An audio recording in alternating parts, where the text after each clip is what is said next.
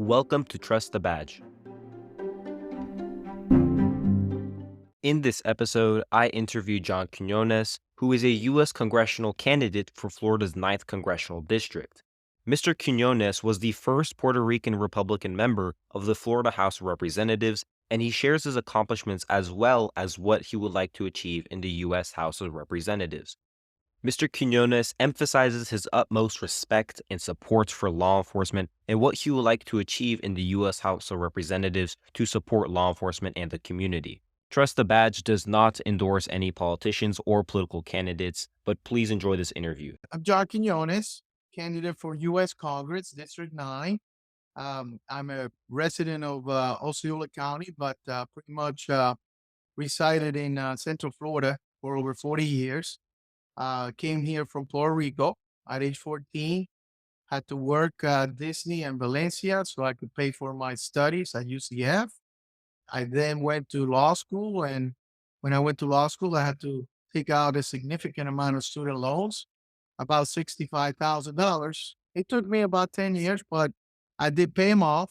I didn't need Biden to bail me out, fortunately. And I've been practicing law here in Central Florida for now a little over 30 years, mainly family, some criminal. I do civil and some probate, and just about anything that comes up, I try to advise clients and businesses in the community. I did serve in the legislature in Tallahassee. I was a representative in the House from 2002 to about 2007. Then I went to the county commission here in Osceola County and served there for about another 7 years. Then decided that we'll give politics a break and as an elected official and concentrated on my practice. But now I'm very excited about running for District 9. I think there's a lot of changes that need to happen in Congress, and I want to be a strong proponent of some of those changes. Mr. Quiñones, thank you again for being here. So, just to start off the interview, in Congress, how do you plan to prioritize your district's needs?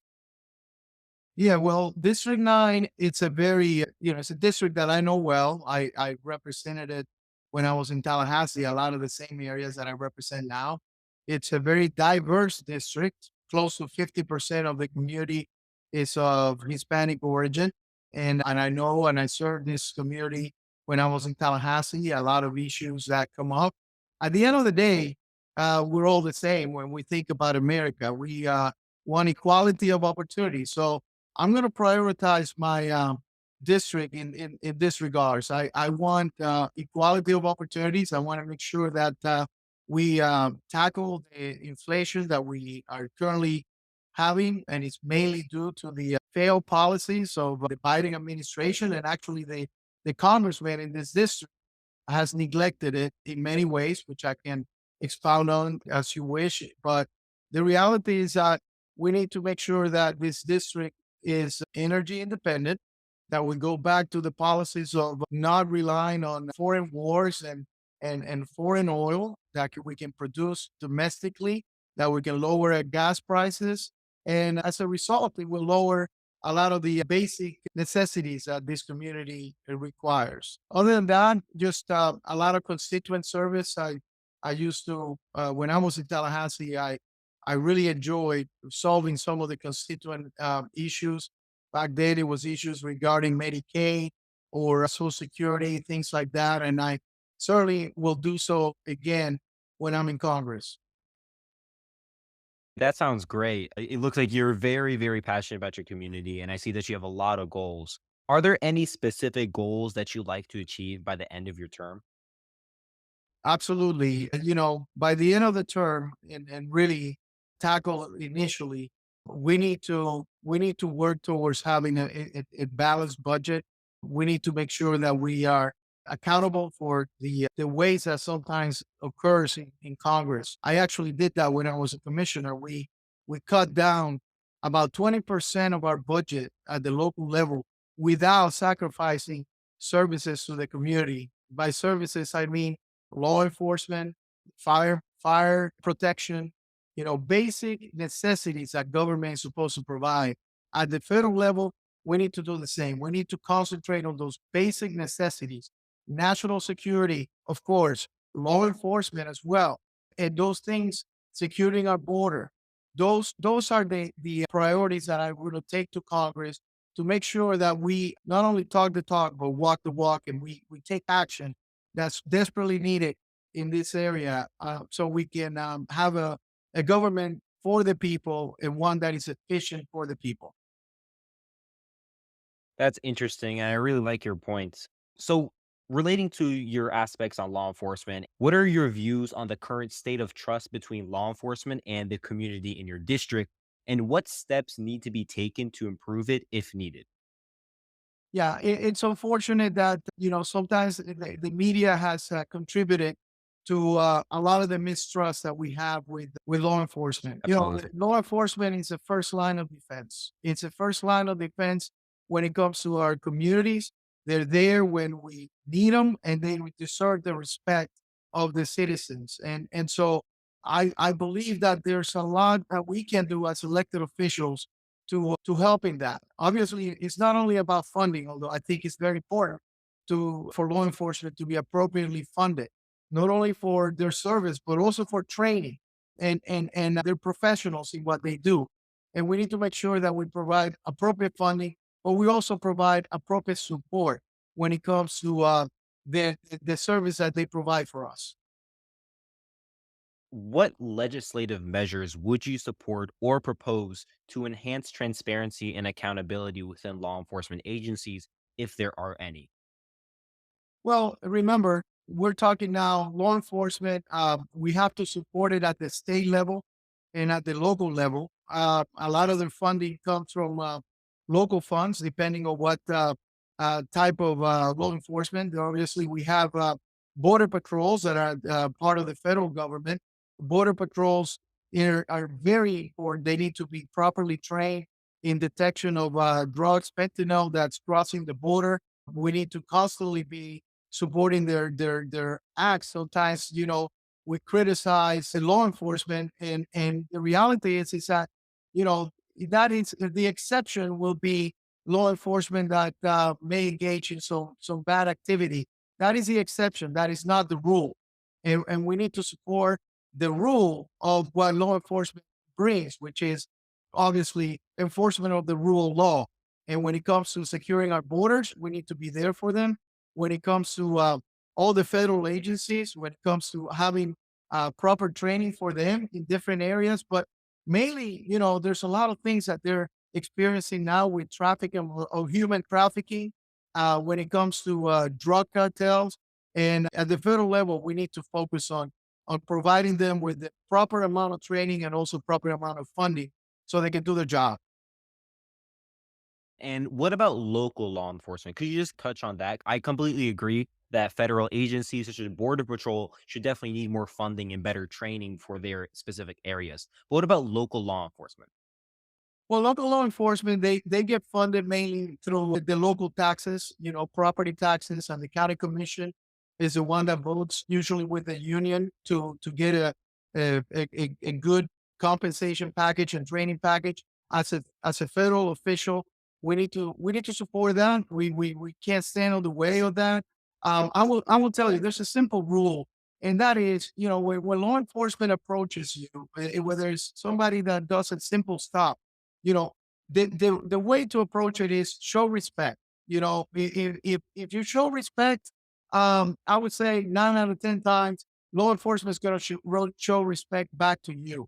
And so that is what it's about. It's about going back to the role of law enforcement being part of our community, being an integral part of our community, and essentially show the respect that they deserve. You're not going to win a battle of arguments in the middle of a street when you get a traffic ticket.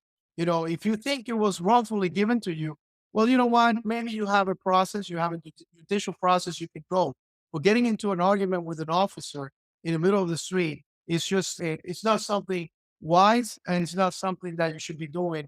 And I advise my children not to do it, and certainly advise anybody in the community not to do it. I completely agree, Mr. Quinones. And let's just shift the topic to community role and community engagement and trust. In your opinion, what role should community engagement play in strengthening the relationship between law enforcement and the community? And how can we encourage and facilitate this? Well, law enforcement should be included in not only, when we need them. Law enforcement should be included in community events, chamber of commerce events, in, charitable events. I mean, they do so much more than just simply be part of our community as an enforcer of the law. And they need to be recognized for that. So to me, it's going back to the days where you will have a name behind the law enforcement that you would know in your community. And that's, how still is done in some of the smaller communities. I know it's harder to do in larger communities, but it's not impossible. You put a name with a face, and this is Officer Lopez or Officer Smith, and be recognized for being an integral member of our community, just like first responders or doctors or lawyers or whoever. They're very professional at what they do, and they need to be recognized as such. I agree, Mr. Quinones. And I do believe that there are currently some community programs. And I'm sure that you'd be more supportive of like more community police stations, more community programs, including law enforcement, correct? Absolutely. Yeah, I know that they also have some youth programs as well that they engage in the high schools and in the community, which I think are awesome. They're needed, and they need to be recognized and promoted. And as elected officials, we have a job to recognize those. I'm part of, for instance, I'm part of Teen Court, which is a youth program for young volunteers that want to learn about how the judicial system works. And I'm one of the teen court judges volunteer here in Osceola County. I know that there's similar programs with law enforcement, and we need to encourage our youth to participate in those programs because at the end of the day, they're a learning tool, and that's how the sense of community gets embedded, and the importance of our law enforcement in our community gets embedded. That's really impressive. And speaking of programs and initiatives, are there any specific programs or initiatives that you would endorse or advocate for to promote positive interactions and understanding between law enforcement officers and community members? Well, obviously the ones that I discussed, I believe, I'm not sure if they still have the Explorer program that they had before. Or Yes, I'm actually a part of one. Yes. that I know that is a very worthy program. It's a sense of getting programs like that and getting, in our schools now, we require community service. What better way to have community service than, having the opportunity of having law enforcement involved in those hours of community service. So I think having some sort of a coalition of available programs through law enforcement and our high schools for our kids, I think it would be important. A lot of times I see some kids that want to do community service, but they have a limited amount from to pick from. Well, at the top of the line should be something related to law enforcement. I believe. I think that is something that should be in every school as a good option to do your community service. And I'm really glad that you know about Explorer programs because, to be completely honest with you, not a lot of people do.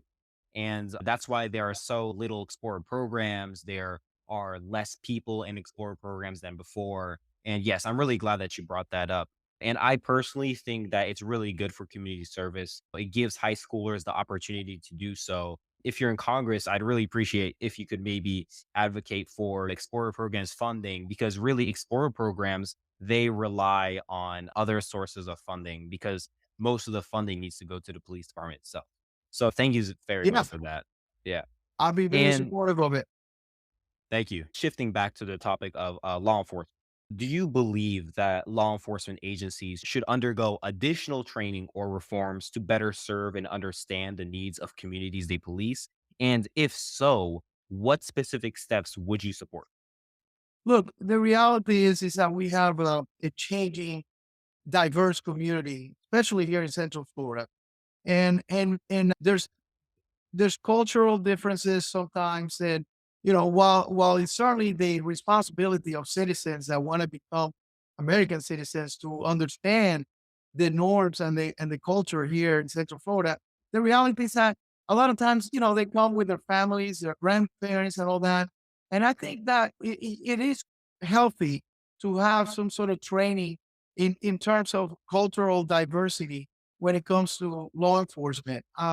Especially when you are part of that community, when you're part of certain communities that are highly diverse. And I'm talking mainly District 9. So I would support those kind of training programs.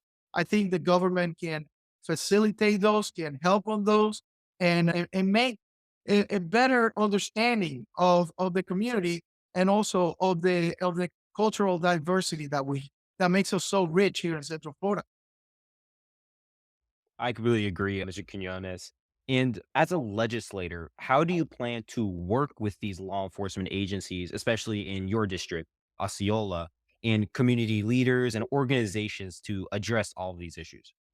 Well, I tell you what I have done in the past in the history of my office as a county commissioner. I started the neighborhood watches in communities like Buenaventura Lakeside, communities that did not have associations, and they were large communities, so maybe 20, 30,000 people. And so we started doing neighborhood watches and getting engaged with the police. I would bring police officers to the community center at least on a monthly basis so they could get to know some of these neighbors. They get to know some of the group of the neighborhood watch, and they would also give them some statistics, of here's where the robbery incidents are occurring, here's where drugs are occurring, and it was an interaction. And so as an elected official, this is what I did when I was at the local level, but there's no reason why I can't continue to do that at the federal level because we're still going to have a presence here in the district, even though we're going to be, pronouncing and dealing with laws in Washington. My home is still District 9. And having that approach of bringing law enforcement to speak to the community is one that I would certainly continue to do. Yeah, Mr. Quiñones, that's honestly the first I've ever heard something like that, and I really appreciated that you've done that before. It's really good to have law enforcement talk with the community members more. It's usually something that not happens too often, and usually it's not very voluntary either. So I really appreciate you for doing all of that. And yes, please continue to do that in the future. I believe that if you take it to the federal level, it will really, really build that trust between law enforcement and the community because now on the national level, we can see how all communities are communicating with all of their law enforcement. Well, thank you. Thank you, Josari, and thank you for giving me this platform. I think this is a really positive way of also building trust with the badge, building Of trust course. with law enforcement. Thank you. Thank you. And speaking of all of these issues, we've seen it happen many times before. So I'm sure you've heard it many times before. What does the term defund the police mean to you? It's such a crazy term that I don't. To me, it means chaos. It means you know an opportunity for chaos and anarchy. How would you even consider defunding such a basic element of what government um, is there to serve? Government is there to serve the community to keep it safe and to even discuss the issue of defunding the entire police or taking away that branch of government is something that I can't even imagine. And so I know that it's being considered and it's being done in some communities, but then you're also seeing the spike in criminality in those same communities. And so those big cities, you're seeing a situation where there is no law, and so I wouldn't even consider the issue and just say that whoever proposes that doesn't have the best interests of our nation or the best interest of our community in hand. Right. And when you really think about it, when you defund the police, in all reality, it's not going to just harm law enforcement, but it's going to harm the community. Because what defund the police means, or of course, there are many definitions. Some definitions are completely defund the police. Some definition is to take money out of police and put into other aspects of the community. And then there is the definition of demilitarizing. I believe that all those definitions for defund the police is just useless and it just won't work at all, or at least it won't help anything. Because if you think about it, when you're taking money out of law enforcement, out of police departments, you're having less police officers on the job, or if there are still the same amounts, they have less resources than before. They have lower salaries, and there's a higher turnover rate, meaning that they quit much faster than when they get hired. So, it really shows that a lot of people, when they say defund the police, I don't think they think about the term as much as often. I don't know about you, but I genuinely believe that defund the police harms the community more than it does law enforcement. It's equating defund, defense. You don't want to do that in the sense of having no protection for our nation. And if you don't have a well compensated law enforcement agency, you're not only breeding the opportunity for people to, like you said, leave and find other jobs that are paying better, but also may even breed corruption, because then you're going to have law enforcement that are not getting paid well, and may consider, you know, dangerous opportunities. And so, come on, we have to be real. Police officers need to be well paid, well deserved. They're an integral part of the community. And if we're talking about money that could go to training, that's fine. We can have some of the money that needs to go to training, but those are decisions that also need to be made along the side of law enforcement. They know where that money is best put to use. And that's why you have, good chief of police and sheriff that are elected officials that know where that money can be used well. And we need to trust that they're going to do their job because they're elected officials as well.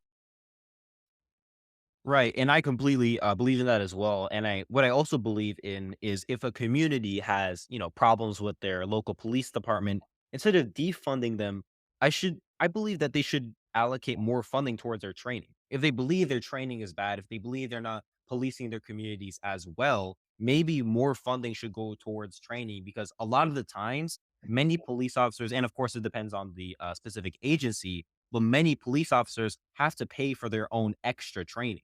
So if they need more training, or if they just want to just to, better themselves, sometimes it can't always happen because they need to pay for it out of their pockets. So do you agree that we should include maybe more funding for their own training? Absolutely. That's a good point. If we are, what happens is, you have a bad actor somewhere, and then all of a sudden it explodes into, well, this is how the police is. No, that's not true. That's not how the local police in the corner is. That's not how, the sheriff that is doing their jobs. There's always, in every profession, there may be a bad actor here and there, but that's not the rule. That is the exception. And we cannot make law based on exceptions of certain police officers that might have deviated from their duty. They do have a fiduciary duty. And I say that if someone behaves badly, yes, they're going to pay a price. And sometimes it's even higher because they have a fiduciary duty. But let's not penalize the good, hardworking police officers that are out there doing their job every day and putting their life in and the safety of our community in their hands. Yes, that's also another really good point. We shouldn't be stereotyping a whole police department, or even nationally as we've seen it, every single law enforcement agency because of one or the few officers. Yes, those officers will be held accountable, and they will be punished, of course, within their own police departments, and they will be fired most likely. But that shouldn't reflect every other officer in the department, which is why defund the police has started, and it's just really, really bad. I don't agree with any of that. So shifting towards funding, of course, do you think that other than training, what other aspects of law enforcement can get more funding?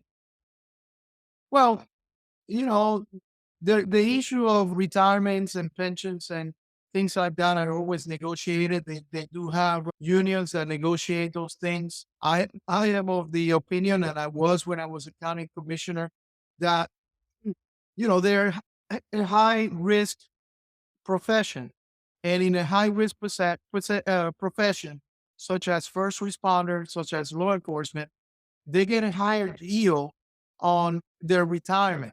And I think that's fair because there's certain professions that are high risk. And so I would support measures that will compensate them not only adequately, but that take into consideration their level of high risk involvement and take that into consideration in their pensions and things of those nature.